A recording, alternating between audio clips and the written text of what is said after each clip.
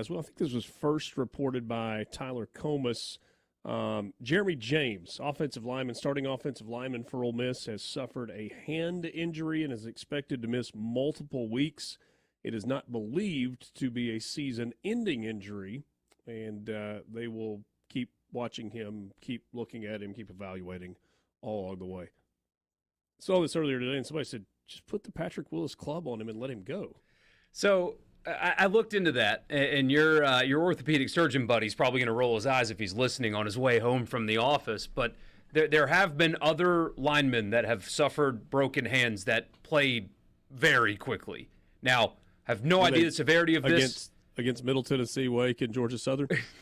No, like SEC linemen, NFL linemen.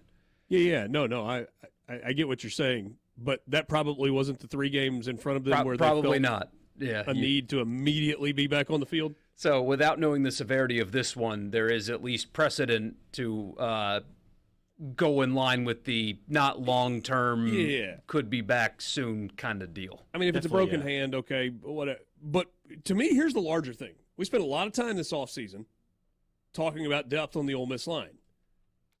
And as we sit here going into week 2, it's a darn good thing that there was some depth on the offensive line, but that depth is getting less deep as it is being used.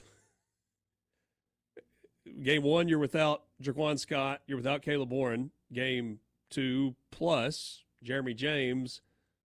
We'll see with Jaquan Scott. We'll see with Caleb Warren. The talk is that Scott will be back soon, like very, very soon. Possibly as early as next week. Haven't confirmed that, but that is just kind of what people are saying. So that would be a good thing. I know nothing, or have heard nothing about Warren, but there's positive spin and negative spin on an injury like this, right? One, it was framed yesterday as starter, and that's not really accurate, but having 3 linemen out that would definitely play for you is not good at all. However, none of the injuries appear to be long-term, and you still have Middle Tennessee, a bad Wake Forest team, and Georgia Southern before Kentucky comes to town. So the downside is it's injuries. You hate injuries. Jaquan Scott was going to start had he been healthy enough to do so. And the offensive line as a room has not been completely intact health-wise like the entire time they've been there. I know they went through spring together, but there was still some stuff in spring as well. And so camp started without the Washington guys, and it ended without Scott and Warren and now James. Luckily, they're going to start both returning tackles from last year. Both Washington guys are going to play. So 4 of your assumed starters are available.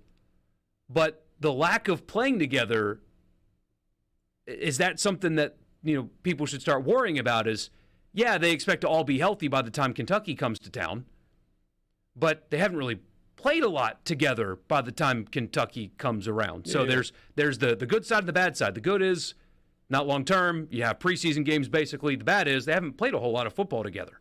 Sure.